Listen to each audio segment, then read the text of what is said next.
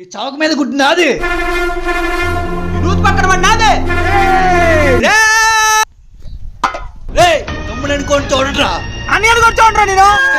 రండి, ఆస్తి కోసం ఎందుకు తన్నుకుంటున్నారు? మీ ఆస్తిని సరిసమానంగా పంచే బాధ్యత నాది. రే చిన్నోడా, ఈ జోరు మడి నువ్వు తీసుకో. రే పెద్దోడా, ఈ నూతి దగ్గర మడి నీది. అలాగే అవుతే ఆ నూతి మరి నాకు కావాలి. మాటతో నాకు కావాలి. ఏ గొడవ లేకుండా మీ ఆస్తి పంపకం జరగాలంటే ఒక్కటే మార్గం రా. మీ ఇద్దరిలో ఒకడు ఆస్తిని 2 భాగాలు చేయండి, ఇంకొకడు దానిలో ఒక భాగాన్ని ఎంచుకోండి. అలా అయితే ఏ గొడవ రాదు.